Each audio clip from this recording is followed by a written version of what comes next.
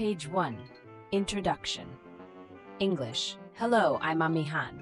Join me to explore the delicious foods of the Philippines.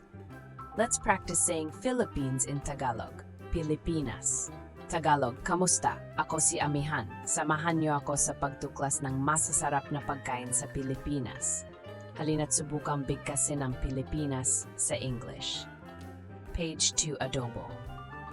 First, let's try adobo, a favorite dish made with chicken or pork. Let's practice saying chicken in Tagalog. Manok. Una, tikman natin ang adobo, isang paboritong ulam na gawa sa manok o baboy. Halina't subukang bigkasin ang manok sa English. Chicken. Next is sinigang, a sour soup that's perfect for rainy days. Let's practice saying soup in Tagalog. Sabaw. Tagalog, sunod ay ang sinigang, isang maasim na sabaw na bagay sa maulan na araw. Halinang bigkasin ang sabaw sa English. Soup.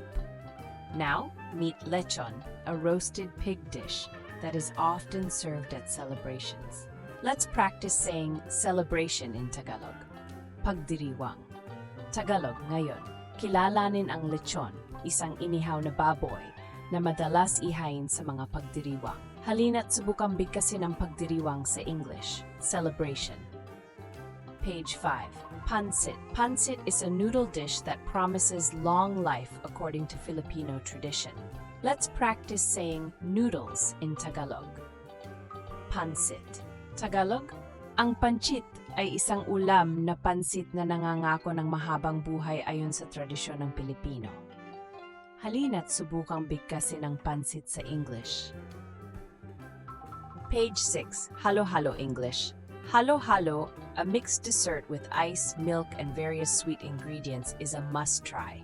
Let's practice saying dessert in Tagalog, panghimagas. Tagalog, ang halo-halo, isang halo-halong panghimagas na may yelo, gatas at iba't ibang matatamis na sangkap, ay kailangan mong subukan. Halina't subukang bigkasin ang panghimagas sa English. Dessert. Page 7.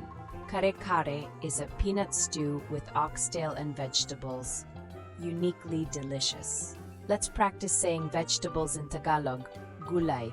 Tagalog, ang kare-kare ay isang kalderetang mani na may buntot ng baka at gulay, kakaibang sarap. Halina't subukang bigkasin ang gulays. Vegetables. Lumpia are Filipino spring rolls, crispy and filled with savory fillings. Let's practice saying crispy in Tagalog. Kuripot. Tagalog, ang lumpia ay spring rolls ng Pilipino, malutong at puno ng masarap na palaman. Halina't subukang bigkasin ang kuripot sa English. Crispy. Mango float. English, mango float is a creamy dessert layered with mangoes, cream, and biscuits. Let's practice saying creamy in Tagalog. Malasado. Ang mango float ay isang malasadong panghimagas na may mga patong ng mangga, krema, at biskwit. Halina't subukang bigkasin ang malasado sa English, creamy. English, I hope you enjoyed exploring Filipino cuisine with me. See you next time. Let's practice saying cuisine in Tagalog. Lutuin. Tagalog. Sana nagustuhan mo ang pagtuklas sa lutuing Pilipino kasama ako. Hanggang sa muli. Halina't subukang bigkasin ang lutuin sa English. Cuisine.